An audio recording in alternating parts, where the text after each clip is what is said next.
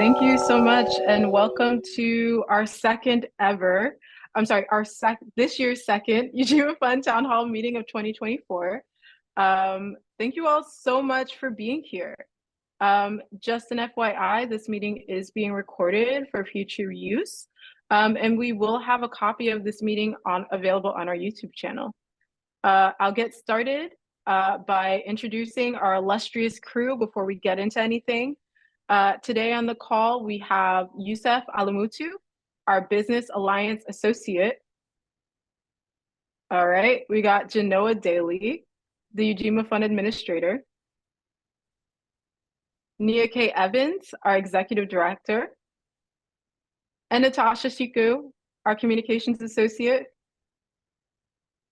And my name is Sierra Peters. I am the Director of Communications, Culture, and Enfranchisement, and I'll be your host.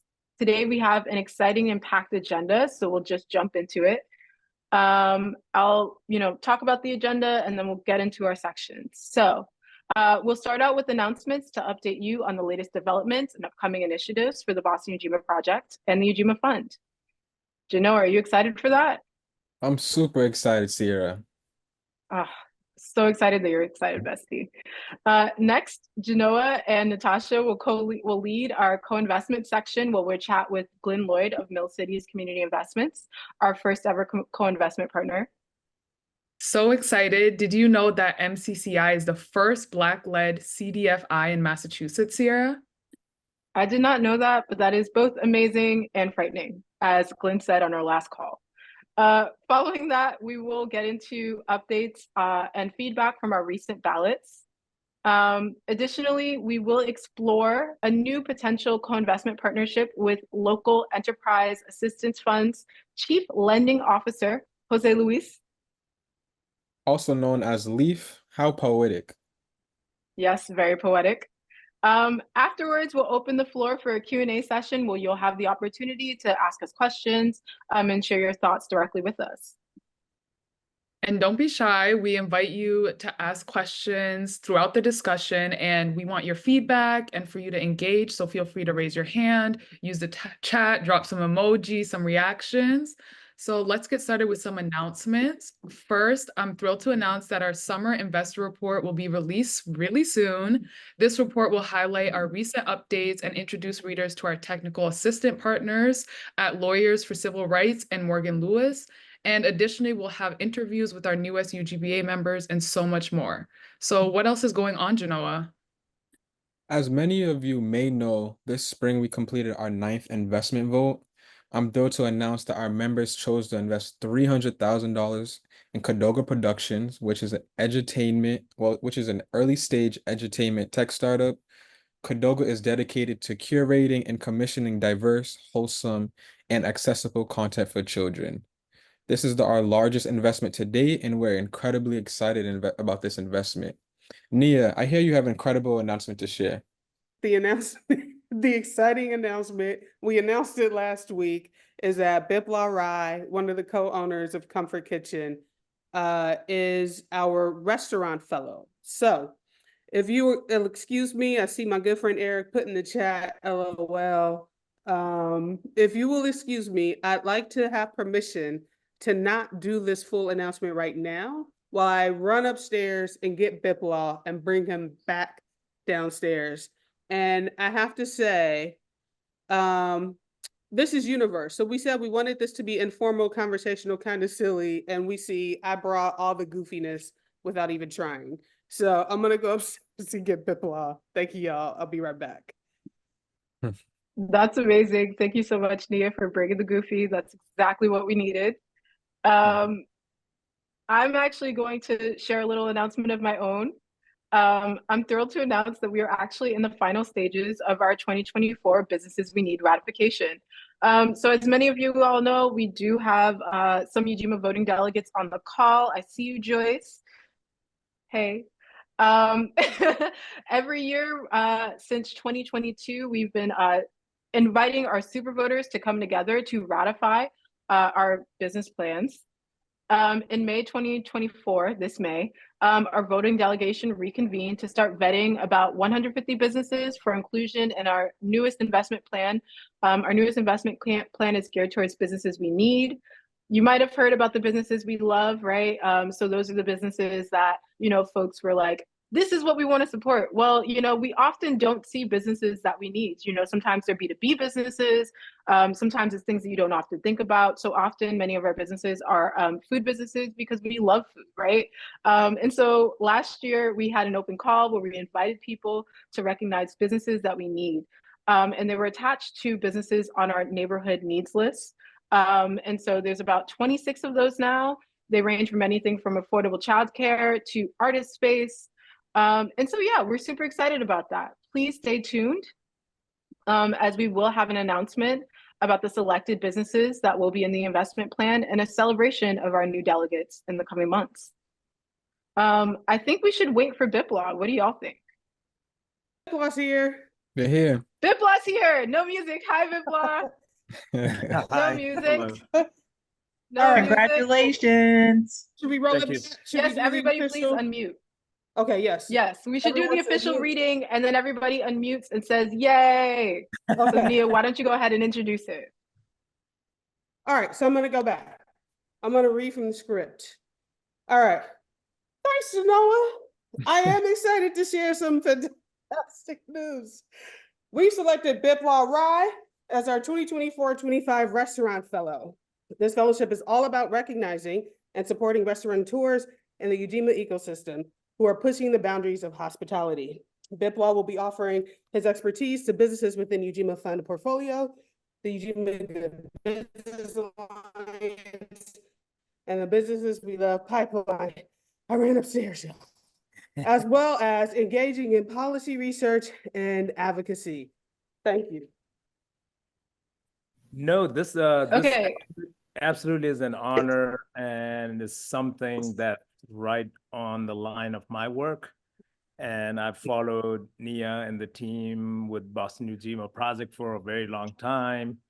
And I've always had a feeling that restaurants and food businesses in Boston, especially on this side of the river, small businesses and businesses that are historically marginalized and often forgotten are left out of conversation. And so I'm just ready to build this coalition from ground up, and also very, very honored to be the first restaurant fellow. There's a long road ahead of us, but I'm excited to work and really make some impactful change. So thank you for welcoming me, and just I couldn't have been in a better partnership. So thank you so much. Thank you. And Thank you. so I mentioned I'm at a Jazzer Band event. And the reason I'm able to run upstairs and get Bipla is because Jazzer Bain is Bipla's first engagement. So Bipla started working with Bill Banfield, who's one of the co-owners of Jazzer Bain, and started working with them late last month on their run-up to opening this fall. Mm-hmm. Thank you, Bipla. Amazing. Thank you. Thank you. I'm gonna kick it to you. Perfect. Thank you, Sarah. And as everybody was just, giving a round of applause, thank you, Bipla, Nia, and Sierra. That's all amazing news. And let's keep this energy. Let's keep this energy going. So now we're gonna move on to the co-investment portion of our agenda. I'll now pass it over to Nia to introduce our co-investment strategy. All right, me again. I'm gonna stack my news anchor papers. All right. Thank you, Genoa. So in 2023, last year, we introduced our co-investment initiative at our inaugural Ujima Fund Town Hall. There, we unveiled a proposal to allow us to earmark $1 million to $1.5 million into a dedicated sub-fund, enabling us to capitalize on additional investment opportunities through these co-investment partners. So to date, our efforts have included one notable co-investment with Mill City's Community Investments, and that was our equity investment into the Bay State Banner, Boston's only Black-owned newspaper. So today we're very excited to have with us again Glenn Lloyd, who's the executive director from our co-investment party at Mill City's Community Investments, So we'll have a little chat with him, along with a representative of a new potential co-investment partner, Jose Luis Rojas Villarreal, who is the Chief Lending Officer from Local Enterprise Assistance Fund. And you heard Genoa wax poetically on the poeticness. I don't know that that's a word, but I'm going to use it of that name. So we're going to dive a little deeper now into our co-investment journey and the impact it has made. Natasha, I might be putting you on the spot here, but do you want to kind of take over for me so we can talk a little more about our co-investment strategy? Yes, Nia, I love being put on the spot. So Glenn, we're excited to have you with us today. Let's start with an update. Could you give us an update on what's been happening since we were last at the town hall stage in May 2023? Sure. Welcome, everybody. Love to be following my good friend Bipla, who does some amazing cooking down at Comfort Kitchen. Yeah, I think the highlights is, we continue to kind of plot along and trying to get money on the street. We got a couple of buckets that's worth talking about. We do a lot of small business lending and we do equity investments, but I'm also excited to say we do what we call solar lending. We're doing some more lending for some green products for low and moderate income homeowners. How do we help them get all the way kind of off of carbon? And so we've done a few pilot loans this past year, and we're looking to do a lot more with this money coming down from the Inflation Reduction Act. So there's a lot of money coming in our community for green stuff. So I just want to say that out loud. Ujima should be looking at that stuff too. And another fun project that is, we're calling it the Business Equity Initiative for Diverse Developers. And this is close to home because it's happening all around where I live. And these are 150 parcels of city land that they're trying to move out, and they're trying to get allow smaller emerging developers to come in and be successful in developing these plots. And so they took some ARPA money, and we matched that with some another partner, and we're doing patient capital to the developers that we call pre-development capital. And we're excited about supporting some of these entrepreneurs. It's the hardest capital to come by before you start construction, so they can be successful in building affordable home ownership units in our community that also have a green tint. So actually, it kind of checks a lot of boxes. Well, thank you for that update. Everybody loves affordable housing. So next, can you share your experience with our co-investment in the Bay State banner, and how was it working on that deal, and what insights did you gain? Sure. Yeah, this was a long and complicated deal. It was involved literally 3 private equity kind of rounds. Ujima came in the final, which was great. And then also involved a couple of debt players, which actually included Leaf, who's on the call here, and Dorchester Bay. So folks who don't know, it's a very important, institution in the community, especially for my generation, grew up, reading the banner. And you had a situation where you had this iconic leader, Mel Miller, who was in his 80s. And the question was, what happens next? And I think this is an opportunity, this was an opportunity to kind of use capital in a creative way so that a new leadership team could come in and make the platform hopefully even better. And so I think, I most recently saw that, their size is different. I think the product is really well done. And so, and it was really fun working with Nia and the team around, our first equity investment together.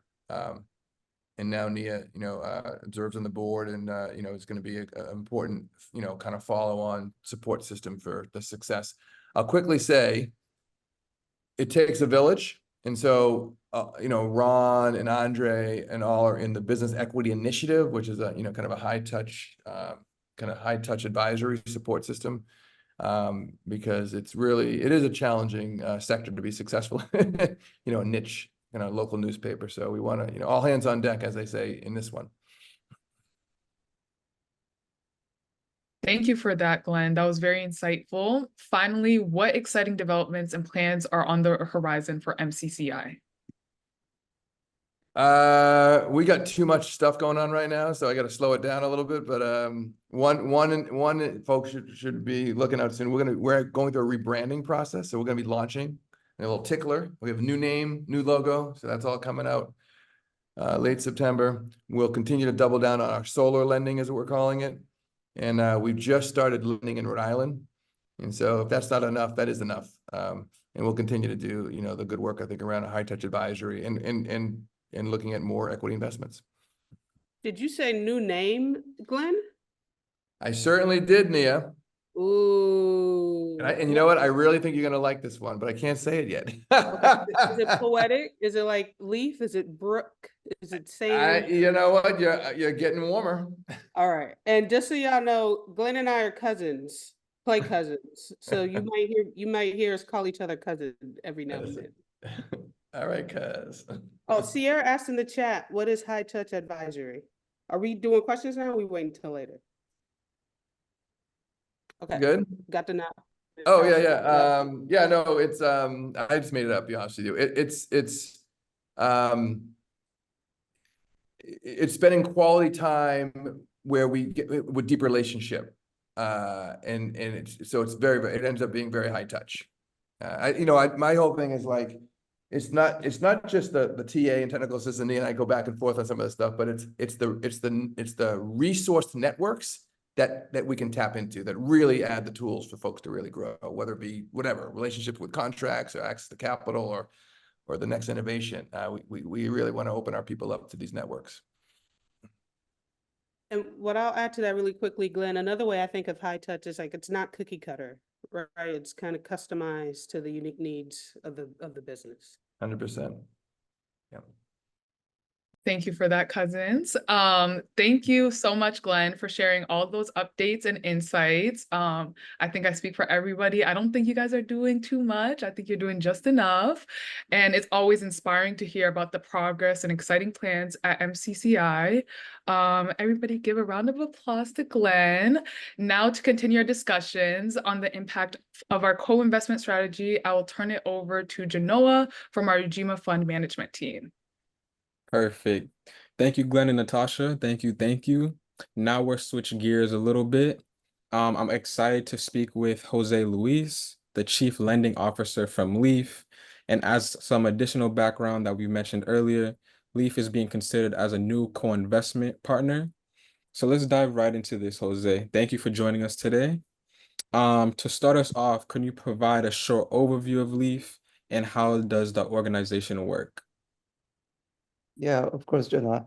And first of all, thank you for inviting Leaf. It's a pleasure to be here. I've been a longtime fan of the Ujima Project, and I just wanted to highlight, as Glenn said, we were also part of the transaction with Mitchell Stark Enterprises, which are the new owners for the banner. So excited to be part of that investment in the community. So Leaf, I mean, I'll keep it brief. We've been around for 40 years. We are a national CDFI. We were originally set up to help the formation of worker cooperatives across the country. So there's a co-op developer based in Massachusetts called the ICA Group. And so we were set up as their loan fund to help them strengthen worker co-ops that they were helping out in the country. Again, that was 40 years ago. Since then, both organizations have grown. We still work closely with them, but we're a different entity now completely. We're independent. While worker ownership continues to be central to what we do, we really have expanded into 3 areas. One we call economic prosperity, which ties into worker ownership, but it can also tie into small businesses that have been in communities that have been marginalized in the past. We also work in affordable housing, so both with worker co-ops and other types of arrangements where community has control over the housing, like community land trusts. And finally, we also work with food co-ops and other types of healthy food financing where the clients have control over their supermarkets where they shop.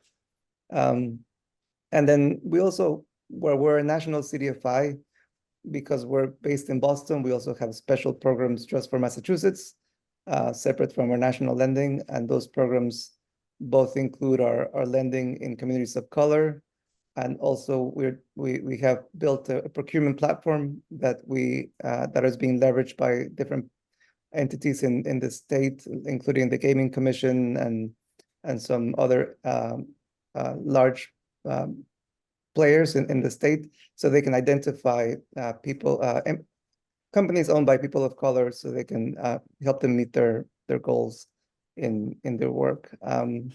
And the other one that I wanted to highlight is the Massachusetts Food Trust. We were selected around 5 years ago by the state to run the state's healthy food financing program, which is geared towards incentivizing the retail sale of healthy foods in low-income, low-access communities in the eastern part of Massachusetts. That's basically all the communities that we can think of. But we also work in Western Mass with Franklin County CDC, working in the rural areas of the state. We're also getting access to healthy food. Paradoxically, it's also very hard for people living out in rural areas. So yeah, that's a brief background. Thank you for the question. Perfect. Thank you, Luis. And it sounds like you guys are doing a lot over at Leaf. For my next question, what resonates or alignment do you see with Ujima's mission and values? Yeah, I guess I wanted to maybe touch on 3 areas. One is democratic control. I think from what I understand, that's something you take seriously as far as the community having control over the investments, for example, that you guys make as a fund. We do the same. We take seriously democratic control of our borrowers. So we're not just looking at the finances of the business, which we do, but we also look at their governance, how they manage themselves, to make sure that there is democratic control, whether it's democratic control by the workers or democratic control by the residents, or there's democratic control by customers in the businesses that we work with. The other one is that by working in this sector, what we're trying to do is bridging the community and the economy, right? So for us, it's not a trade-off. It's not supporting the economy or supporting the community. I think we can support both by focusing on these businesses that have both of those lenses in the work that they do. So by the way we think about it is that by supporting the businesses that we support, we're supporting their economic impact, but also supporting their community impact that they have. And finally, as I mentioned, for our Massachusetts lending, we do have this focus in working in historically marginalized communities, both in terms of small business lending and in terms of the healthy food financing work that we do, helping small, everything from farmers markets to corner stores, bodegas to independent supermarkets that want and know how to serve people living in our communities. Perfect. That's wonderful to hear. And I'm gonna shift to our last question. We usually love to hear our partners share their success. So can you brag a little bit about Leaf's work and what you guys have been able to accomplish? Yeah, I mean, Leaf has been around, I said, for 40 years. It's had its ups and downs. Sometimes it's almost disappeared. But our current executive director, we are a Latino-led CDFI, composed of many different cultures and races within the fund. But he took over maybe 15 years ago. And when he took over, basically the fund was dormant. It wasn't making any loans. It was just, yeah, like on life support. Then he came in, he cleaned the portfolio, he started reviving it, bringing in new investors and donors. And now, basically, just in the 5 years that I've been at Leaf, Leaf has doubled in size. When I joined in, we had around $12 million in assets. Now we're close to $30 million in assets. We've also doubled in staff. I mean, we were 7, now we're around 15 people working at Leaf. And so we have more money to have more impact. We have the team. And one thing that we are working on is improving also our systems. When I joined, we managed everything with spreadsheets, and now I mean, it's funny, just doubling in size, spreadsheets are a lot more cumbersome, and so we're trying to implement systems and procedures to make us more efficient so we can grow responsibly. And then the last one that I wanted to share is more of a governance side of us. I mean, we work with worker co-ops. Well, we work with cooperatives in general. That's one of our main markets. And so we say that we like to walk the talk. We don't just talk about co-ops, but we try to live those same values. So we as a nonprofit cannot be a co-op, but what we decided, and by we, I mean, I'm talking many years ago, we decided to be formed as a membership-based nonprofit. So the members of the nonprofit are the workers. So the workers that leave elect the board that we have, and the board in turn elects the executive director, right? So the members have a say in who manages the fund. We also have a say in the board itself. The board is made up both of members, which are workers, and also outside board members as well. So we can serve also in the board, and we also have control over the bylaws of the nonprofit. And so while this makes things complicated, we also feel that it has a value in making sure that we're living by those democratic control values. I'll leave it at that. Perfect. Thank you, Luis. Thank you for sharing. Now we will open it up for questions for Jose and Glenn. Feel free to, everyone in the audience, feel free to raise your hand or drop a question in the chat. So we'll pause for a moment for everybody. I'll just say really quickly, I don't think you mentioned this, Glenn, and maybe you mentioned this last year, but the last comment you made, Jose Luis, reminds me of, I know, speaking of kind of walking the talk, I know one of the things that Glenn reached out to me about early in his tenure at MCCI was the compensation. One of Ujima's good business standards is that the ratio is ideally 5-to-1. And I know that, Glenn, I think you told me at the time that was pretty close. So one of the things you did pretty immediately when you took over was starting to think about some of the good business standards and what you could put into place there. So I don't know if you want to talk about that a little more. Yeah, I think I mentioned, I think we're at 5.5, trying to get within the range here, but yeah, it's always been an important, kind of moral integrity point of like not having too much of a gap between the highest paid and lowest paid. And I think you also were, Nia, that I'm really proud of the fact that we were able to broaden our ownership at City. My other hat is City Fresh Foods, owning City Fresh Foods, and we were able to start an employee stock purchase plan now about 1.5 years ago. And so we now have technically 60% of the company owned by folks who work in the company day to day. And so the goal is to get even more. So yeah, we're always trying to work towards the good principles. Cool, thank you. And then I see there now the questions are coming. So Ellen, that's a question that I can answer. So I'll wait for the questions that are directed directly towards Glenn and or Jose Luis first. So this one seems like it's for both of you. What's the earliest stage of business that either of your organizations consider for funding? That's a good question. Yeah, I mean, as Glenn said, I mean, there's a difference between debt and equity.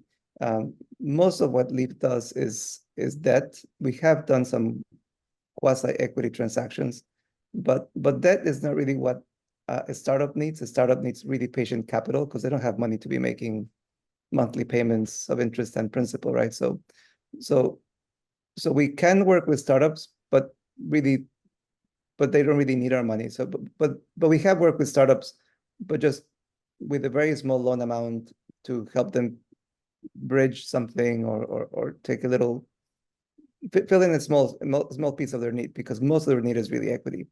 So I would say, yes, we can work with startups.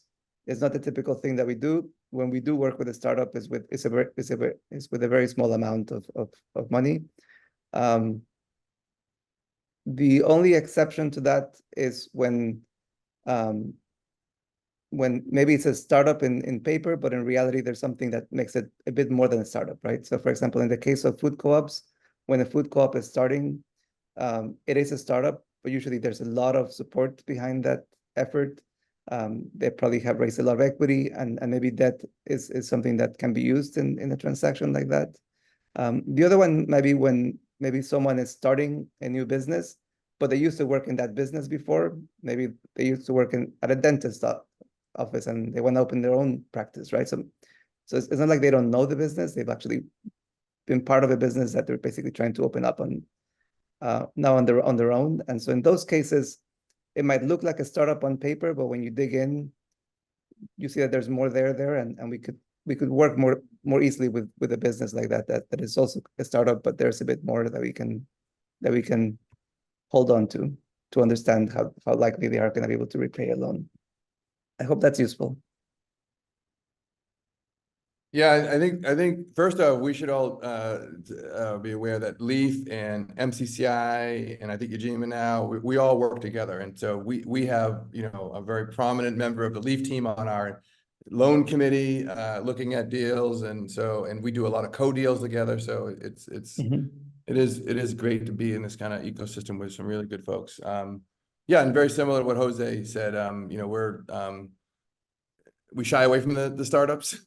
We can do them. We do them. You know, we also very local based. I mean, you know, we're looking at gateway cities. We're looking at urban. You know, our headquarters are in Lawrence, so a lot of history around smaller mom and pop shops in Lawrence. You know, English is a second language, immigrant businesses, and so under the radar businesses, folks using a lot of cash. So we don't shy away from those types of deals, but it would be unique because we are looking at a pattern of success, you know, we are, you know, and when we look at how we make, you know, how we kind of move our decision through our process. From Tyson for Glenn, is the program you mentioned regarding the 150 parcel, is this program strictly for developers? Yeah. So it's the Welcome Home program, and so eventually it's for homeowner, you know, potentially homeowners in our community. But the program that we're tied to is the early phase of this, is how do we get the land over to the developer so they can develop it in a way that it's affordable. And I'll just quickly say, there's a lot of subsidy money out there right now. We don't know how long this is going to exist. And I think we get the governor and you get the mayor. They're basically subsidizing each unit $300,000 to bring the price down. So it's $150,000 coming from the state side called the Community Builders Program. And then the mayor's office is putting in 150 coming out of some ARPA money. So I love that investment, but it's expensive. Did you want to jump in there, Jose? Yeah, can I jump in? I just want to say that we're also working in a similar project, but we're with a community land trust. The Boston Community Land Trust has access to some of these parcels. So again, we're looking into helping them buy the properties and so they can develop them. And I think these would be the first properties that would actually develop for sale, I think, or maybe it's the other way around, maybe these are for rent. But again, it's affordable housing, that's permanently affordable housing, right? It will always be affordable housing into the future.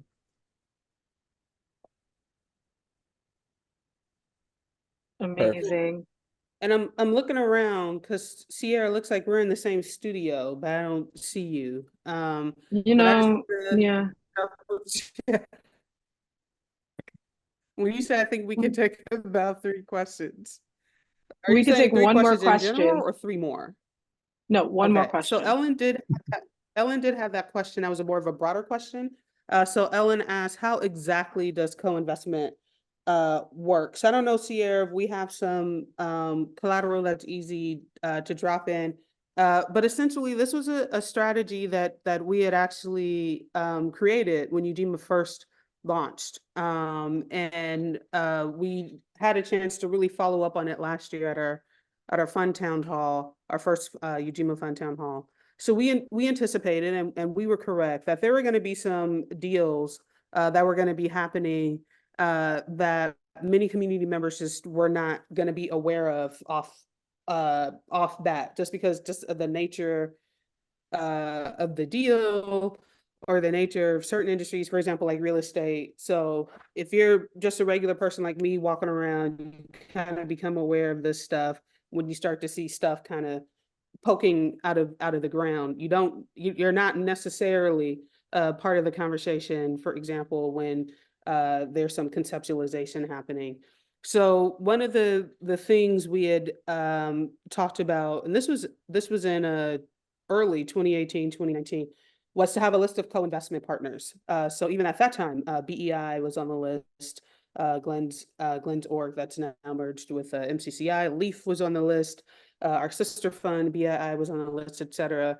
That was the one vote that year that actually did not reach quorum. And so we didn't pursue that strategy. And we then had a chance to reintroduce the subject last year at the Ujima Fund Town Hall. And so as we were saying a little earlier, what that means is essentially allowing another channel for investment candidates to come through or for investment recommendations to come through. So this channel would be through co-investment partners in addition to community members. And part of the proposal, as we said, was to take a certain percentage of the fund so that we're not doing an end run around our community process. And to also cap the number of deals that would come through that process. So I don't know that we actually have it handy to drop in the chat today, but we can definitely kind of send a follow-up email with the details of the proposal that we unearthed last year. And that's essentially how the co-investment works. It really is just another channel for us to get recommendations for investment candidates. And that channel would be our co-investment partners like MCCI. And so Glenn introduced us to the owners of Bay State Banner. Bay State Banner had already been named by community members. So he was just integral in kind of making sure that that connection took less time to happen than it would otherwise. Once businesses are named, though the businesses coming through that channel are subject to the same community standards application process that every other business is. So it's just kind of at the top of the funnel, so to speak. It's another entry for us to get investment candidates. So hopefully that was helpful. I'm looking in the chat. And Sierra said, yes, she'll share the announcement after the meeting. There's also a video on YouTube. And this is from last year's Ujima Fund Town Hall. Am I correct, Sierra? Where you can see us having that conversation. So hopefully that was helpful, Ellen.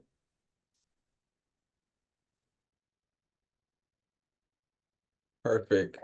That will wrap us up for questions. So thank you, Jose. Thank you, Glenn. Thank you, Nia, for all sharing. We appreciate you all, as well as the questions in the chat. Thank you all for asking those questions. So now I'm going to hand things over to Yusuf, who's going to get us started on our review of our previous ballots. Yusuf, take it away. Thank you, Genoa. And that was very, thank you all for all that information that you gave us. And so we've received a lot of great feedback on our previous investment, which is Kadogo. And we're reviewing the feedback received from voting members who participated in the ballots or responded to the credit memo questionnaires. Did you have any chance to check it out, Sierra? You know what I did? And I'm going to ask Natasha to share a screen so we can all check it out together. But we got a ton of different kinds of feedback. So there were some thank yous, there were some appreciations, there were some constructive feedback. And in this portion of our section of our agenda, we'll actually be going through 4 bits of feedback. So it'll be Kadogo, it'll be Bay State Banner, it'll be Cupcake Therapy, and the Pearl. So I'm so excited to get this started with y'all. But actually, I'm going to bring someone else up because, for example, in our most recent vote in Kadogo, we got 1 bit of constructive feedback, which was to include more content. We had a chance to ask our member, Mark Watson, to come on stage and talk to us about what he meant by that. So Mark, I'm actually going to ask you if you can come on camera and unmute and chat with me a little bit about your question. First of all, it's great seeing all of my old friends. And for those of you who don't know, I moved back to Massachusetts. So I am broadcasting not from these trees behind me, but from Massachusetts. So my father always told me stories, parables, and I hated them. But unfortunately, I have adopted the same behavior. And so the comment that I would make is, I thought the memos, and generally they are very well written. I think they do a great job of articulating the opportunity for community impact, cultural impact, all the things that are consistent with Ujima's values. The thing is, it's almost a fait accompli by the time it gets to like a memo stage, the values alignment. And it seems to me the focus should be on how do we support them to be successful. It is not necessarily that revalidating the mission line. or revalidating the opportunity. It's Mark, I'm validating. sorry. Can I Go ahead. interrupt you real quick, Mark? Sure, What sure. does fait accompli mean? Oh, already done. I'm sorry. Gotcha. Yeah, Thank you. No worries. So I took like years of French and could never be fluent, but I remember some fake phrases. So so what I mean is sometimes it's easier to sort of distill the 3 or 4 reasons why it won't be successful and spend most of the memo talking about why those reasons are not true. And that's what I felt. For example, Kadago is an interesting, exciting brand, content, but the things that drive those are eyeballs, like acquisition of, subscribers, access to continued multiple rounds of capital. It takes lots of money to do that. So I feel like as Ujima members, and I am one too, and have been since the beginning, that the analysis should be around those questions. These are the 3 or 4 things that would be challenges, and this is how Ujima is going to help. Either make introductions, arrange the co-investment program with them, provide guarantees, help do marketing so they can actually build their subscriber base. I mean, that to me, I think is the value added piece. That's just at my door. And I feel like that's the role. I mean, Glenn was on earlier. This is a system. This is not just one fund. And Ujima has a unique opportunity to not figure out how not to do the deal, but how to do the deal and to make sure that they're successful. So that's my only comment. There isn't a lot of discussion about the risks that could be mitigated. And I think capital, the number one reason why Black and brown businesses fail is not because our ideas are not good. It's because we can't get the second round of capital. So Yes. I would like to see those kinds of questions. And they can be there's usually only 2 or 3 key reasons. That would not add a lot more to the volume of memos. It would make it a more critical view of, how does the community actually support the success of it? And I'd like to see that. So I don't know if that answered your question, Sierra, but that's what my answer is. Mark, you have absolutely answered our question. And Yusuf, I hope you have a pen. Nia, I see you got some paper. Write this down. Write this down right now. Write it down. Stacking my paper now. Can I just say this? So I waited. I was trying to decide, do I do this before Mark speaks or after? So number one, Mark, thank you very much. So taking this in, and you'll definitely see that reflected in the next memo. But Mark isn't just anybody that's up here saying this. So just also so you know who Mark is. So Mark is a Ujima member, and like he said, has been from the very beginning. We greatly appreciate that. Mark was also at one point, I can't remember what your official title was, like the director of investment or something like that, right? At Boston Impact Initiative. Managing director. Managing director at Boston Impact Initiative. Mark has been instrumental in setting up Black Farmer Fund. I'm not sure how many people are aware of Black Farmer Fund, but they're a peer fund. We love them. And Mark has now set up his own shop, Pot Liquor Capital. So just to say, Mark is actually being just very generous right now with his wisdom and expertise. And if you want to, Mark, because Mark also has dinner guest, and is doing this right before he sees his dinner guest, but definitely invite you to talk about Pot Liquor Capital if you'd like to. I'll just say a couple of words because it's an example of what I was just saying. It's something I learned.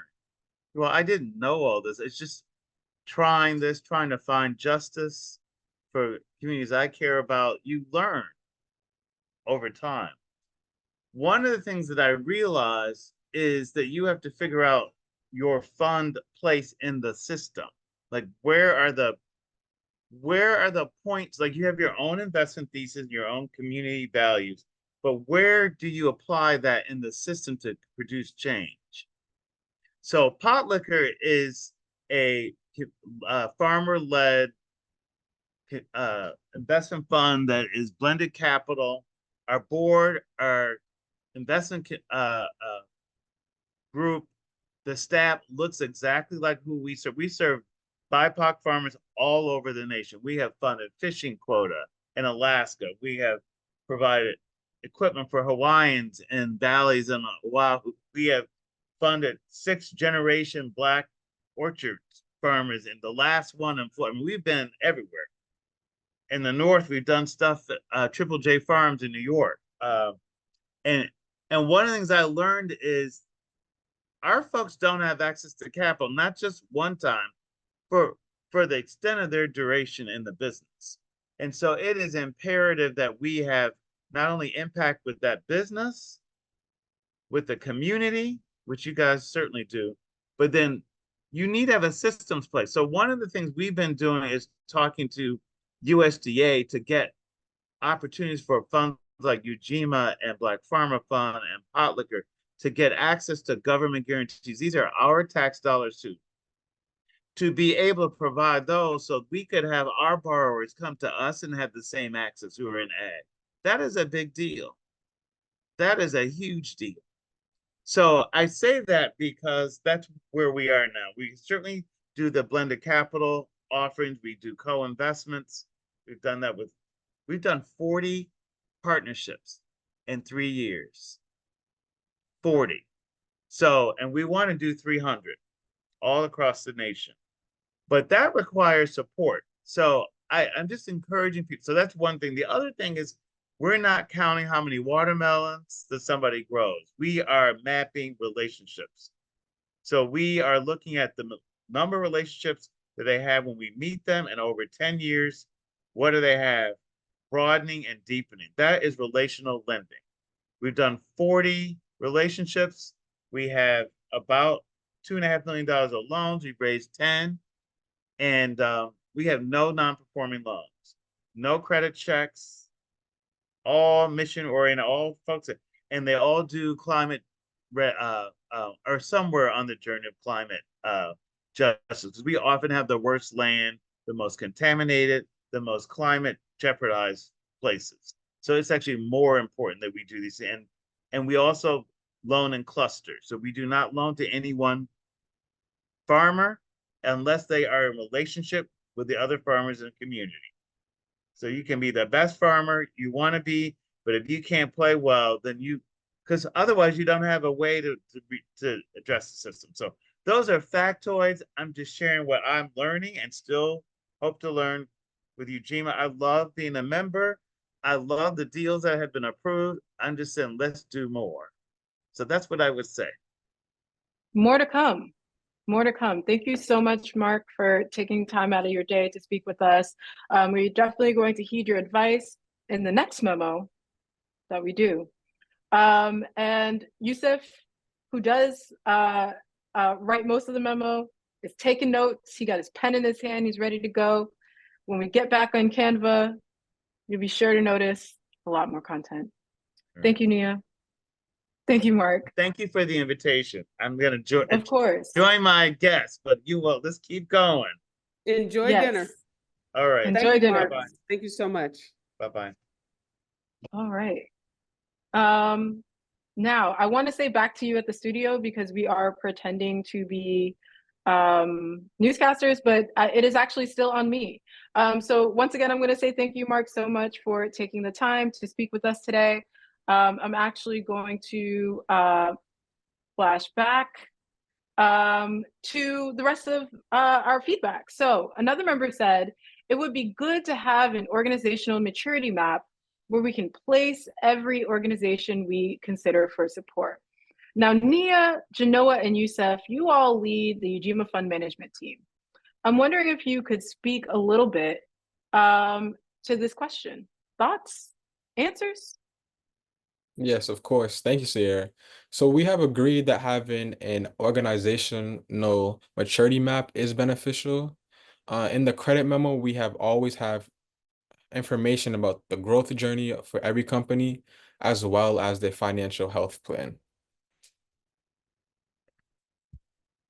Any thoughts, Nia? How Yeah, how are our acting? Yes, lots of thoughts. How are our acting chops, everybody? Are we doing good? All right, I see a smile from Mary. You might hear some background noise. That's actually the Jazz Urbane Imagine Orchestra that's here in the background in the studio. So that's what you're hearing if you hear the background noise. But yeah, so very true, Genoa.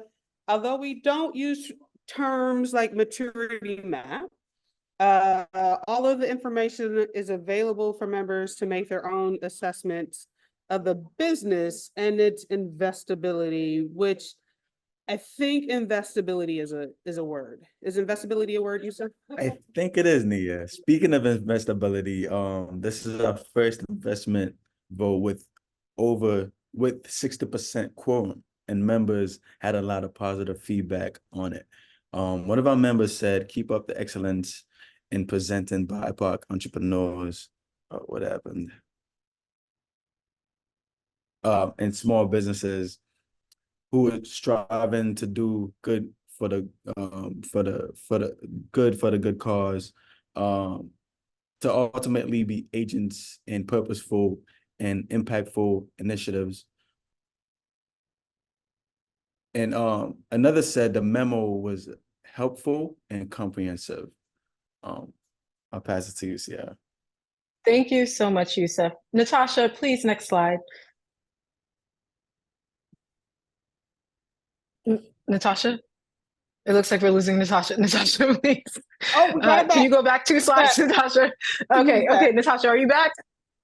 Please bring it back 2 slides, Natasha.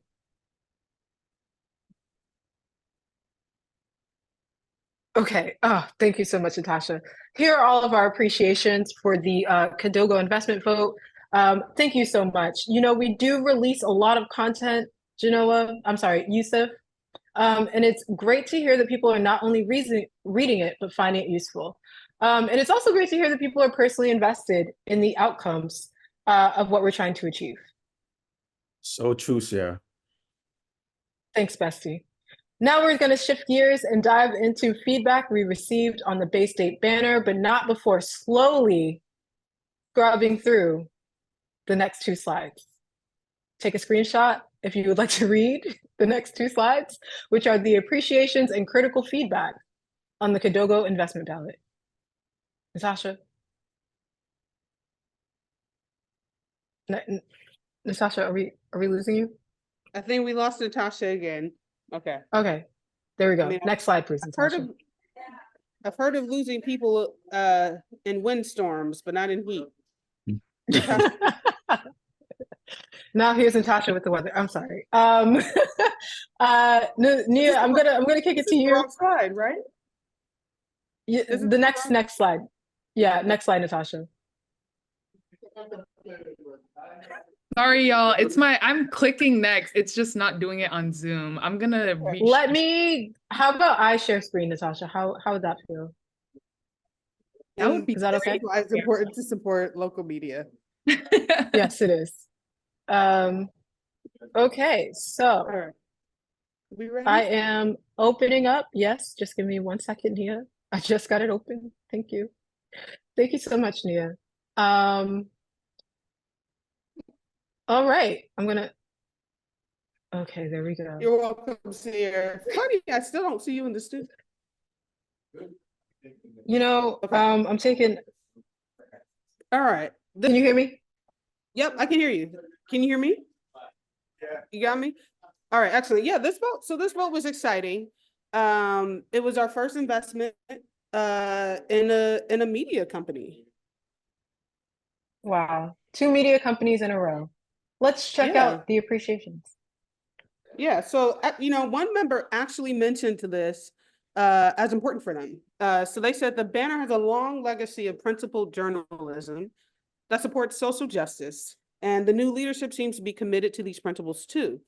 And asked, are there ways that we can support the banner so that they don't have to worry about whether they can continue upholding these principles no matter what the funding sources are? What do you think, Sierra? You know, I agree. You know, local media is super important, and we do see the impacts of the loss of local media on our communities every day. And that's why it's so important to support the Bay State banner, as this member was stating. There's tons of ways to do that. You can support through subscribing to get a newspaper with them. You can attend their events.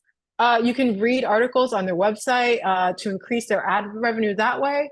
And you can also share their online content widely. In our monthly UGBA wire, we offer tons of opportunities to do this and more. So I'd say definitely continue to subscribe to our newsletter. But I'd say those are a couple ways that you can do that. And sorry to interrupt you, Bestie, but just in the chat, Joyce has asked if we can enlarge this slide. Still asking it for it to be enlarged. It's just I don't know the if that's print is possible. really small. I don't know if it's possible. It's just the print's really small. So that's all I want. My to know. apologies. I'll make sure that everybody has a copy of this. I'm sorry. No worries. Joyce. Thank you. I mean, I guess I could enlarge my screen too. That might help just a little bit. Thank you, Joyce. Appreciate the live problem solving. You're welcome on this team anytime. Thank you. Appreciate you. Natasha, I feel like you were kind of raving about the banners reporting not too long ago. Is that right? Yes, I actually was. I'm a big fan of them, and I'm a big fan of our UGBA wire. So we're always talking about the Bay State banner. They have excellent reporting, and we really rely on local news in times like this. A lot of members were really excited about the vote. One person commented, quote, "In the next iteration of a process like this, I would appreciate an opportunity to converse with the potential recipient. Specific to Bay State banner, I'm curious about how it can grow to be more inclusive of more minorities and the way that's appropriate within the mission." Genoa, we were talking about ways members can engage more deeply with the fund. Can you share more on this? Of course, yes. So there's so many opportunities to be more deeply involved in Ujima's due diligence process. You could become part of the member fund management committee.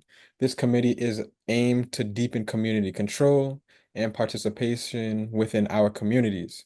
This committee represents the committee's representatives serve as designated respondents at our pre-recorded live investment Q&As, offering their expertise, their insights, and perspectives on the investment opportunity. How about you, Sierra? Pass it over to you. Thank you so much, Genoa. And I just dropped in a chat connection to an announcement in our last about the Member Fund Management Committee. So if you want to join, that's where the information is, and that's where you can learn more. I'll highlight one last piece of feedback on this vote.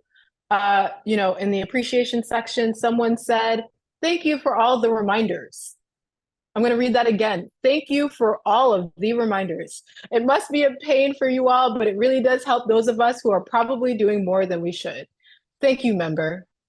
Stares directly into camera. Thank you, member. Natasha and I are both on the communications team, and we are probably the ones sending you those pesky messages. So your appreciation really does mean a lot to us.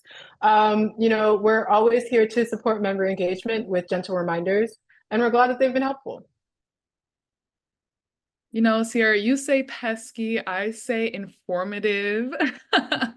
Thank you for that. We've also received some neutral feedback. One member asked, "If I need to make sure my membership to Ujima is current, please have someone call, email, or text me to get it done."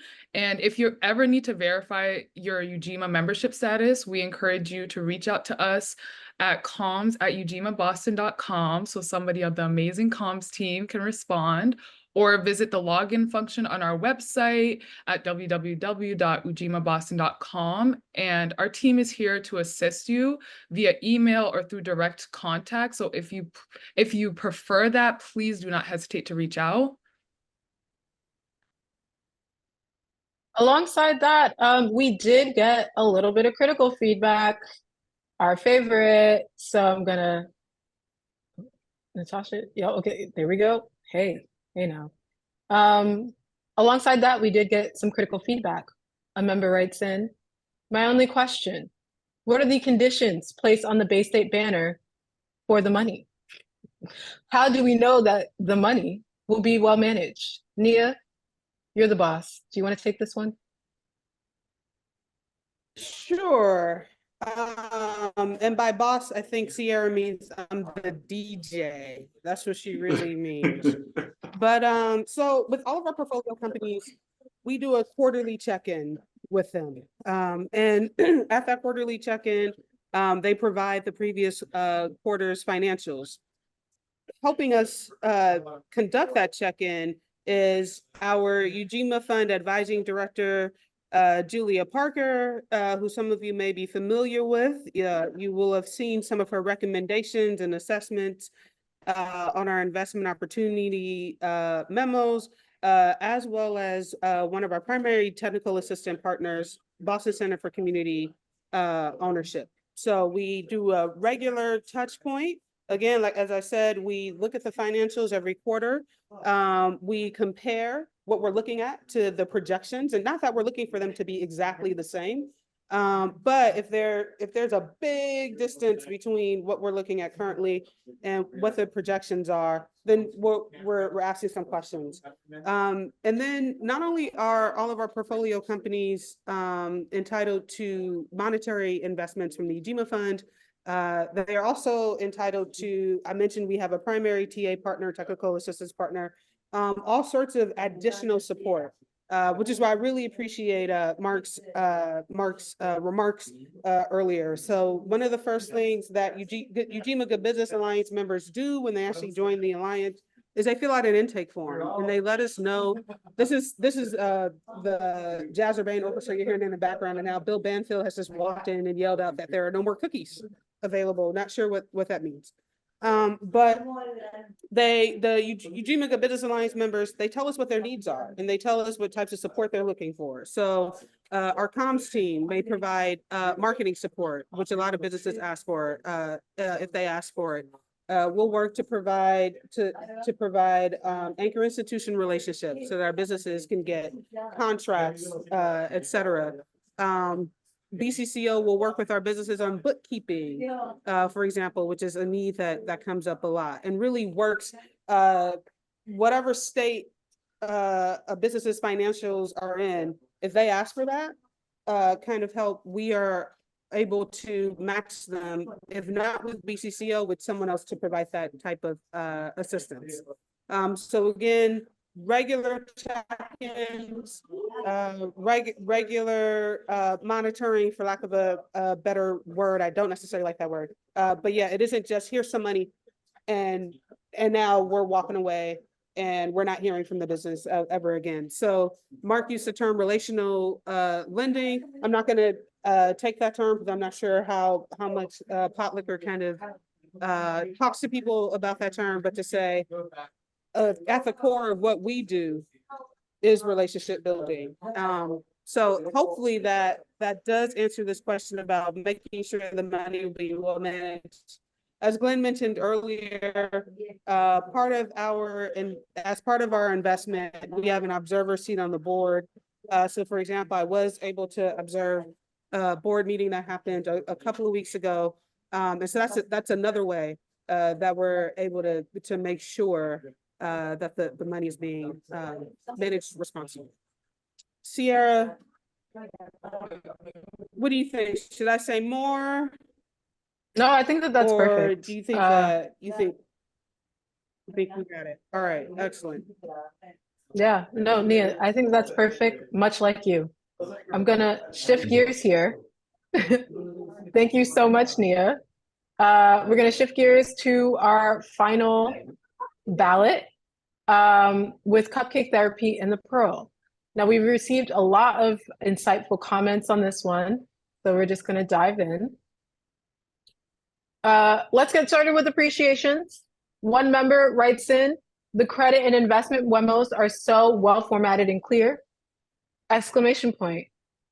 We're glad to hear that you find the credit and investment memos helpful.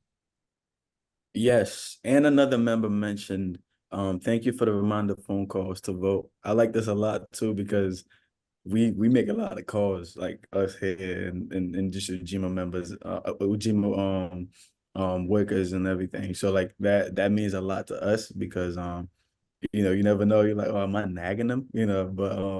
But also I don't know about you guys, but I like calling new people all the time just to hear new voices and stuff. But yeah, this is great to hear.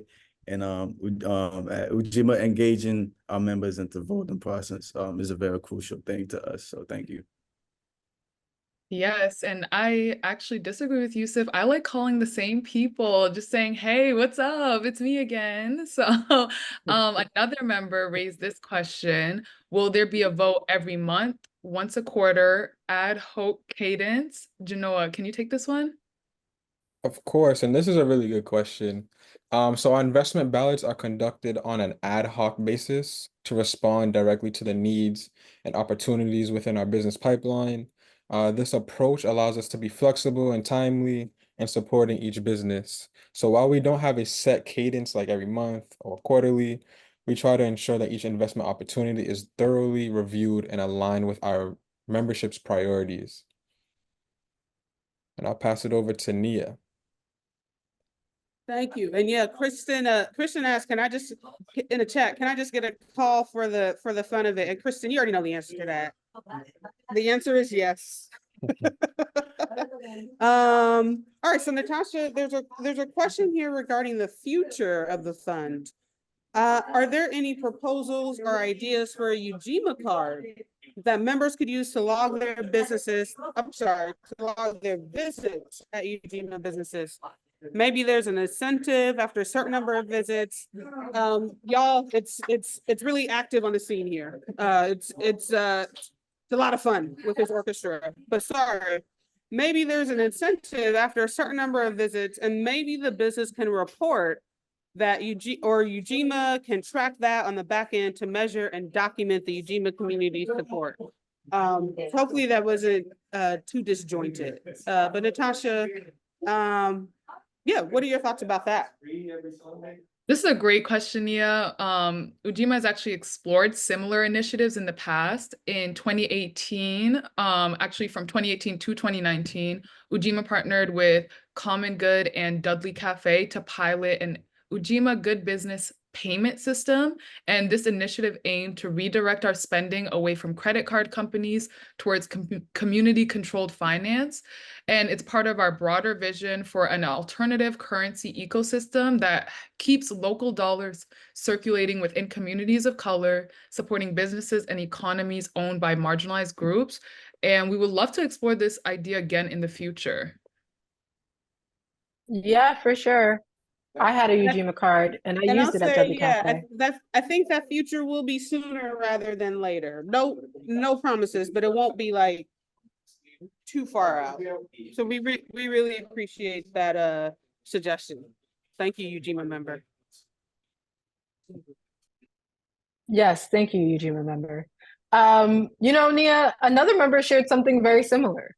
Well, not very similar, but you know, kind of along the same lines. Well, maybe, you know, I'm just going to read it. Here's another piece of feedback. It's hard sometimes when you know the person you are lending to and you're concerned about whether you are investing based on personal affinity rather than business sense. However, we all know which friend we would not lend money to if we needed it back. And that's been a helpful barometer. Genoa, do you think that you could take this? Of course, of course. And to our members who share this perspective, thank you for raising such an important point. At Ujima, our due diligence process is extensive and rigorous. Before any investment decisions are made, our team, along with the Ujima Fund Investment Committee, our technical assistant partners, Boston Center for Community Ownership, BCCO, and our legal team at Morgan Lewis, they conduct thorough assessments. And this includes financial analysts, market research, and deep dives into the business models and social impacts of these investments. So we prioritize transparency, accountability, and community benefit in every decision we make. So your concerns resonate with our commitment to ensuring that every investment is grounded in sound business judgment, and it aligns with our mission to support and uplift our communities. Nia, do you Genoa want to say said that something? off the cuff. That was not part of the script. So I just said Genoa said that off the cuff. That was not part of the script.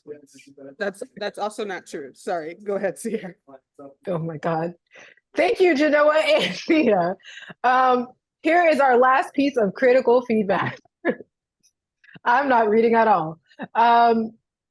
Member writes in, too complicated. Should have replies to our emails. Yusuf, can you please take this? Yes, I can. So we appreciate this feedback regarding the survey process. Simplifying the response system is a priority to us. We're currently exploring other options to implement an automated email reply system that ensures you receive acknowledgement and follow up on your feedback promptly. We promise. Back to you, Sarah. Oh, thank you, Yusuf. Nia, are you still at the party? Can we get a check-in? I'm still at the party. I mean, I don't know if anybody knows any symphonic music players, but they know how to party. Sounds like it. Thank you for that, Nia. And thank you, Yusuf, for rounding out our ballot section. Before we move on, I just wanted to give y'all a huge shout out. Thank you to all of our members, everyone who's here. We have now reached the end of our ballot review program, or part of the program. And I want to give you all the opportunity to chime in with questions or with feedback of your own. Now is your time to shine. Well, I did have an idea that I had thought about, and I actually built a pilot for, and I was wondering if it would be applicable to the business recipients that have received funds from us, but it was shared marketing. So I have a couple of different scripts for things that could be produced into social media ads, video production that obviously my team is more than capable of doing, but that would highlight, for example, this one I believe it's called James Goes on a Journey or something like that. But he visits 3 of the businesses that we have given funds to, all within his journey. It's almost storytelling, and it supports all 3 businesses. And it's, I thought of it as a shared marketing campaign. And as far as funding that campaign, I'm not sure if we have these types of relationships, but it could come from a friendly corporate partner that may want to have a tie-in with some of the good work that Ujima does. And if they are looking for a way to support some of the businesses that we support, by them putting the bill for some of these marketing campaigns, it would give these businesses a huge boost. Thank you so much, Tyson. I'm going to send you my email. You should definitely get in touch with us about that. We actually have kind of an in-house marketing team here at Ujima. We're called the communications team, and we do support the UGBA businesses as much as we can, and we could use some help. It may be you. Please email me. I do see another question in the chat. It says, from Aura writes in, is there an estimate of when the fund will be open to new investors? Nia, they ask this question every time. Can you, calling in live from the party? I'll pass it to you, Nia. Yeah. Nia, I'll pass it to you. Live from the party. I think the orchestra is starting to get a little tired. They're drinking coffee now. They're a little more quiet. But Aura, the estimate is never. However, for this particular fund. However, there are a couple of opportunities that you might be interested in lieu of investing in this particular fund. The fund is closed, and so now in terms of investment, so actually our focus is now investing that money. So we're hopeful that we will have finished deploying the fund by the end of next year at the very latest. In the meantime, we've started a new practice. We started this last year to provide opportunities for investors, for people who are still interested in supporting businesses. And that's our investor and business relations gathering. We had our first one last year in July, and there were 2 primary parts to that gathering. So one was to start some relationship building, some introductions with businesses in the Alliance who are not actively looking for investment, not at the very moment, but do know at some point later on down the line, they might be looking and they may and they'll be ready for some investment. And so that was a way to start that relationship building, to say, this is who's in the Alliance. Last year, our focus was Roxbury businesses. So for example, Live Like a Local Tours had a chance to introduce themselves very quickly. Black Market Nubian introduced themselves. Their Cupcake Therapy had a chance to introduce themselves. So that was kind of the first part. And then the second part, we then featured two businesses that then kind of had breakout rooms, and we ahead of time previewed the businesses. So we had investors show up and go to the rooms to the businesses that they were very specifically interested in. So the two businesses that we highlighted last year were Cadogo Productions and Jazzer Bain. And so these gatherings are for accredited investors, because you do have to be an accredited investor to invest in a business privately if you're not doing it through a fund like ours. And so we had our first event last year. We're planning our second one. So that is upcoming in September. So, Aura, I'm not positive if I've already sent you, for example, a link to a list to be told about that event when it comes up. So that's the first opportunity. We will, of course, talk about this, and Kiana is saying in the chat, yay, that was a great event. And again, as with the fund, the focus is monetary investment, but it's not just monetary investment. So we also use that as an opportunity, for example, for both Cadogo Productions and Jazzer Bain to say to the room of potential investors, in addition to monetary investment, these are some needs. We're looking for a CTO, a chief technology officer, et cetera, et cetera, et cetera. So again, Aura, please reach out to Sierra, actually, or me. So either one works to let us know if you want to make sure you're on that list. Okay, great. So you want to know about the opportunity. So then the next thing, which is a little further along, is there is going to be a second fund. So as I said, for this fund, the investment opportunities are closed. There is going to be a second fund. Our ambition is to start raising for that next year. And so then there will be investment opportunities for that fund that, again, ambitiously, we hope to launch and start raising for next year. And I believe, Aura, I think I already sent you a link to a waiting list for that fund. So I believe you're on that. For others on the call, if you're interested in being added to the waiting list for the second fund, again, you can email Sierra.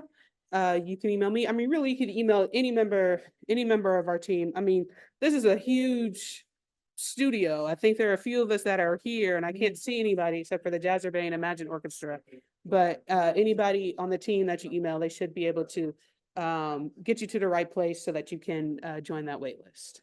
And I see Sierra said she's going to add you to the list, Aura. And then again, anyone else in the room, if you want to be added to this list for the investor relations and business gathering, we're thinking it's happening in September. Please reach out to us. And if you want to be added to the wait list for the second fund, please reach out to us as well. Thank you. Okay. Oh, I'm getting another transmission. Nia, I do see a second question from Aura in the chat. Aura, are you on the line? Aura, please unmute if you are willing to ask this question out loud. All right. So I think I'm good. I was wondering if there's a general list for anyone interested in funding possibilities, opportunities to help fund. Not yet, but that's an excellent idea. So we'll create one. Great. Thank you, Aura. Yeah, that's easy enough. We'll do that. What do you think, Sierra? Is that a good idea? I just said it, but I think that that's an excellent idea, and I can do that. And if you send me a private message with your emails, I can add you to the list at some point today or tomorrow. So thank you all so much, and I will follow up with you to make sure that you know that I know that you're on the list. And Questions? sorry, and it's actually occurring to me, that could be read a couple of different ways. I want to make sure I'm understanding what you meant, or are you talking about opportunities, for example, for a person who's interested in providing funding? Or for a person Yes. who's interested in accessing Some, funding? Okay, you know, okay, I didn't understand you correctly. I just miss being able to be involved with helping fund Ujima for the work it did, to become an investor. And so Gotcha. I've always wanted I that appreciate that. opportunity. Yeah. Okay. Absolutely, we're on it. Thank you, really appreciate that. Thank you. Yeah, yeah. Appreciate you guys. All right, thank you so much, Aura. I do see that the town, while Nia and I are not in the same room, the town is in the room with us. The Q&A is open. I do see some people writing in the chat. Please, if you want to be on the list of funders, send me a private message and I will add your email to the list. But now we're going to move on to more questions. Now, if you have a question, we do ask that you unmute yourself or drop your question in the chat and I will read it aloud. If no one else has a question, I have a few questions of my own. Nia, what are your goals in expanding co-investment? Thanks, Bestie. What are your goals in expanding the Ujima Fund's co-investment initiatives for this year? Oh, man, the goals. Well, so I think definitely from a relationship point of view,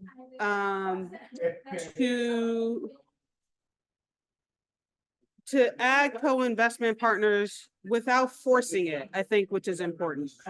So I would not want us to add co-investment partners just to do it. But as I think Glenn and Jose Luis and Mark have talked about this, we exist in an ecosystem. So I don't think that any of our funds kind of see ourselves as singular, isolated actors. And we understand the importance of collaboration, the importance of true partnership, the importance of trust. So yeah, I would just say that we goals for this year again would be to add co-investors, and to borrow a phrase that I think we've heard others use, add co-investors at the speed of trust is what I would say. I have a question for Yusuf. Yusuf, are you there? Yusuf? Yusuf, you're breaking up. Yes, I am right here. Oh, great. Glad you're on the line, Yusuf. How can members be involved in the decision-making processes? How can members be involved in the decision-making process? Can you expand on that, please? For sure. So there are multiple opportunities to engage with the Ujima Fund. We talked about people joining the fund management committee. Can you talk maybe a little bit about other ways that folks on the call can get more deeply involved if they desire to? Yeah, I would say, oh yeah, like Natasha just said, signing up for the newsletter, and also like just being able to read the wire, the Ujima wire that we send through every time, and also reaching out to us individually about any questions or anything that they have when it comes to businesses or being able to join, being a member or doing anything more than that. And yeah, if there's any other ways, please let me know. I'd like to add a couple. Sure. Yeah. Did you want to go ahead first, Sierra? Okay, I'd like to add a couple. So I would say for our voting members, if you haven't voted yet, for sure vote. I mean, that's a direct decision making. And if you've have voted, but maybe it's been sporadic, yeah, maybe kind of consider voting a little more regularly. Earlier, our member fund management committee was mentioned, and Sierra dropped a doc in the chat that talks about that. That's actually one of that's a newer member body that we've created. Right now we have 3 members. So you would have seen them if you voted in Kidogo. You would have seen them in the equity memo that we put out. There's definitely room for more members learn about the business that we're looking at in the moment, but to learn about and to actually practice due diligence. And so not just due diligence the way Ujima does it. So there are some things that we do that are a little different, but there are some elements of our due diligence that are a little more traditional. So I think it's a real way to kind of have a hands-on learning experience when it comes to assessing a business, when it comes to due diligence, when it comes to looking at financials, when it comes to thinking about risk mitigation. So I think definitely a very, very cool way to get involved in the decision-making body. And then I see that Siona, who's one of our active volunteers, active members, I should say, put in the chat, commit 1 year to volunteer in a member team. And I don't know if you'd like to unmute Siona and elaborate a little bit more on that suggestion, which I think is a great suggestion.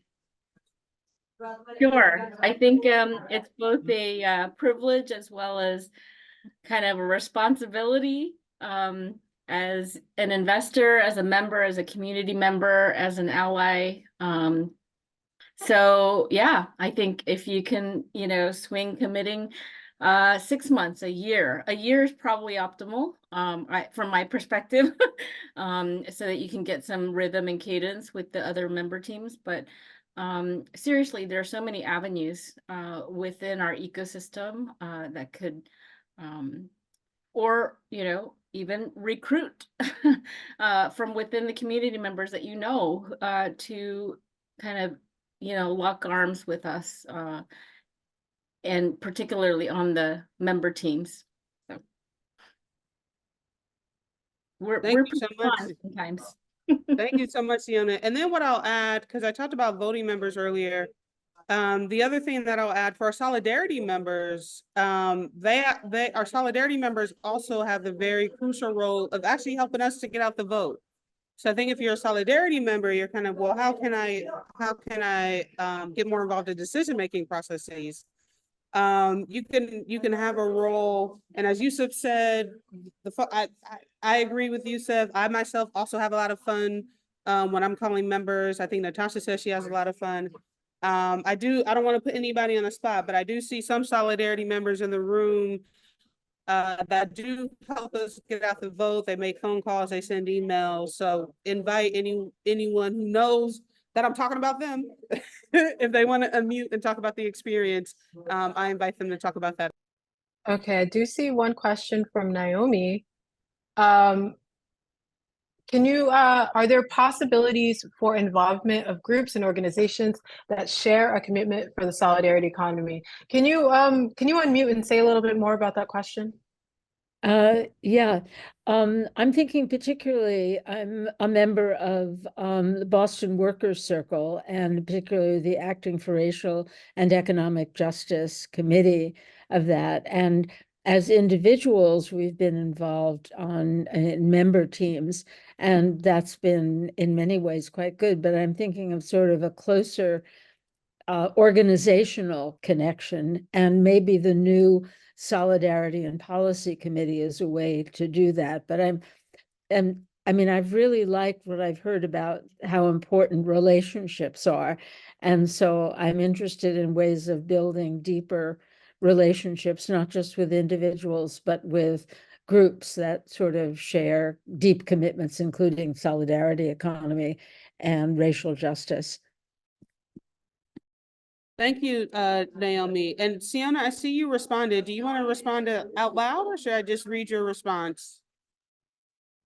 Sure. I think hi Naomi. We know each other through the Ujima Faith Network connections there on the Anchor team, as part of the Anchor institution member team work. And one example is how our wonderful friend Nadav had forged a relationship with I'm actually blanking on the name. Nia, do you remember? Who are you thinking of? UU Mass Action? No, Nadav. Nadav formed a relationship with, it was a little loud in here, so the orchestra is now leaving, they're about to perform. Can you say that again, Siona? Sorry. So yes, years ago, there was a kind of a formal commitment of a young Jewish group in Greater Boston that Nadav David was part of. Oh yeah, Moshe Kavod. Yes, Moshe Kavod. And they jumped in with 2 feet and mostly to help forge and start actually the Ujima Faith Network with the hopes of growing, sustaining. So that's how an organization can partner. And, you know, a lot of that is organic. And I think the pathway may not be so clear, but I believe it is feasible and it's rewarding. So thank you so much, Siona. And Naomi, you mentioned the policy team. So Ray is in here, but Gio and Mary are. And again, don't want to put you on the spot, but I wonder if you feel comfortable just filling others in who might not be familiar with that team, about the member team. The coalition's grassroots policy and organizing team is a member team that consists about like 10, 15 people that are working on kind of like developing platforms, understanding what's going on at Ujima and what we're trying to do in the ecosystem. They just had a salon and they meet on the second Wednesday of every month. And so if you're interested in that kind of coalitional organizing work, they've been exploring ways and learning together. I don't know if you want to add more, Gio. I see your camera's on. There's not too much to add there. I just will say that, you know, being the not so new but still kind of newish member team, you know, we are always looking for dedicated Ujima members and Ujima interested folks to come check us out, especially if one of the 3 pillars or all the pillars of the work means something to you. Coalition building, grassroots organizing, policy, reacting to it, you know, impacting it, maybe creating it in the future. I know that we had Siona join us for the first time in person for the Housing with Dignity salon that was here in Dorchester at a member's residence. So, you know, we're really putting like the actual grass to the grassroots organizing here, so to speak. So definitely check us out. There's a lot that you can contribute to.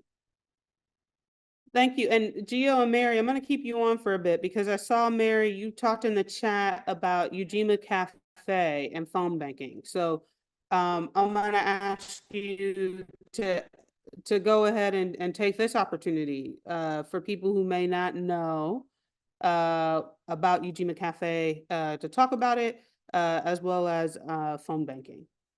For sure. Thank you, Nia. Ujima Cafe is an initiative that is kind of aimed at creating another space for community members to engage, whether that's to come in, to kick it, to do work, to learn more about Ujima.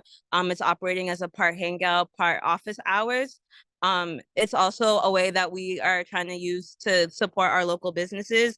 And so we've had a couple of very successful Ujima cafes at Nubia Markets and Fresh Food Generation. And now we're going to have another one at Madhouse Motors this Thursday. And in the coming months, weeks, when a vote is out, we did this earlier this year with the Kadogo vote, but we wanted to make sure that there's another alternative space for members, especially in person, to be able to learn a little bit about the businesses that we might be investing in, but also collectively to phone bank. And so we are going to be phone banking together whenever the next upcoming vote is. Stay tuned to that. We want to just do that practice together. And so, yeah. Thank you, Mary. Gio, you want to add anything before we turn it back to Sierra? I'll just say that thank you so much, Nia and Mary and team. I'll just say that I put some RSVPs in the chat. It is highly preferred that you RSVP so we know, you know, how many cups of water to fill. That's just a silly example, but it's good to know who's coming so we can receive you.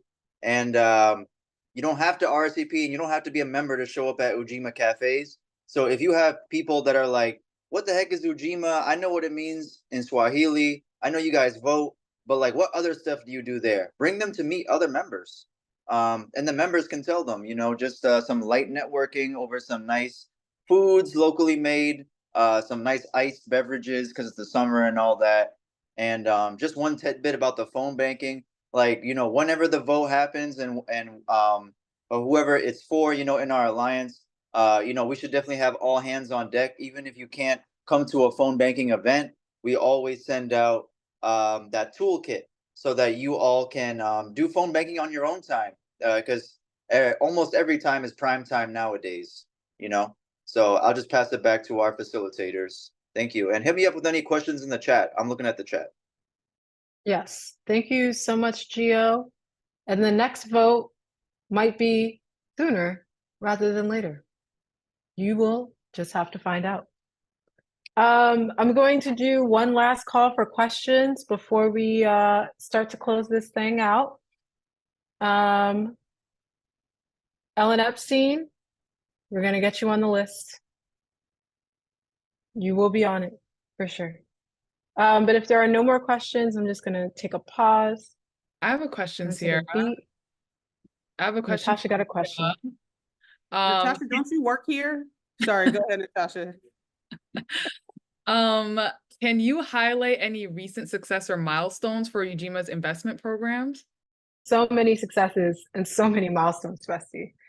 I mean, I think, you know, for this year, one huge one is definitely the fact that we have raised our quorum to 60%. So we mentioned that lightly earlier. I'm sorry. We mentioned that lightly earlier. And, you know, for anyone who's voted this year in the Cadogo ballot, then you know that we've raised our quorum to 60%. Sooner, or, you know, in the next year or two, we will also be raising it to 75%. And the reason why we are doing this is because we want to be able to concretely say that, you know, Ujima invests in community owned and operated, Ujima invests with community say so. And so before that was 50% plus one. And so we just want to be able to say that this is quite literally and deeply held and felt decisions, you know, made by community members. So that was huge. That's big. You know, Nia likes to tell people, they told us we couldn't do it. They told us, you know, you should do 20%. You know, they were like, just give them a little tease, give them a little taste, give them a little shimmy to shake. And we said, no, it's 50% plus one. Now it's 60%. Tomorrow, maybe not tomorrow, but very soon, it'll be a higher percentage point. Another thing that we've done, I mean, Cadogo is huge, right? $300,000, our highest investment to date. I think that's pretty big. Yusuf, Genoa, Nia, I'm going to pass it to you. Are there any others that you want to call out? Well, yeah, Yusuf, you unmuted. Go ahead, Yusuf. Am I muted? Oh, no, okay. No, so I was just gonna say, just having new members. We have 2 new members actually. Boston Neighborhood Community Land Trust and Hillside Harvest that joined the alliance this year. So wanted to big that up. Great. Very cool. Thank you so much, Natasha, for the question. Oh, Nia, you want? Oh no, I was just saying, very cool, Yusuf. Thank you. And yeah, Natasha, even though you work here, thank you for that question. Of course, I'm always here to keep everybody on their toes. All right. Well, it seems like there are no more questions. So Yusuf, I'm going to pass it to you. You want to close us out? Yes, thank you. I'm sorry. Yeah. I'm looking at the script. And I'm wondering, did we talk about upcoming investor report? We talked about upcoming investor report at the top of the hour. Nia. Oh, I'm sorry. Well, that's talked what I about got it at 6. I'm so sorry. All right, never mind. All right. You have to watch the video. You have to Back watch to the it. non-existent script. Go ahead, Yusuf. So we've covered a lot of ground tonight. Let's keep the momentum going. We're going to wrap it up. For a few housekeeping notes. Natasha, if you have anything to say. Thank you, Yusuf. I'm not really sure what this script is that Nia's talking about. This is all from my head, but starting off with our Liberation Study Hall, which is ongoing every Wednesday at Ujima. Over the summer, we've been moving, grooving, and dancing our way through the Choreographing Resistance Summer Series. And this Wednesday, join us for a virtual somatics workshop with Adaku Uta. And our last 2 sessions will be line dancing with Boston Rhythm Riders and capoeira, which is in person, and that's a Brazilian dancing, which seems really cool. And I'll pass it back to you, Yusuf. Yes, thank you, Natasha. And I've seen a lot of the videos when it comes to the Wednesday series that we've been doing, and it looks intense in there. Like so it's good to see. And so this Thursday from 5 to 7 p.m. we're also hosting Ujima Cafe at the Matt House Cafe, like Gio and Mary mentioned earlier. So enjoy a curated menu on us this week. RSVP for this and more events online at ujimaboston.com/events. New investors report is coming very soon. Stay tuned. And yes, and that wraps us up for our town hall meeting. And remember, you can always reach out to us via email or online. Stay connected and informed about everything happening in our ecosystem by visiting our website, www.ujimaboston.com, or following us on social media at Ujima Boston across all platforms. Thank you all and have a fantastic night. Thank you. Thank you, guys. Thank you. Thank you all.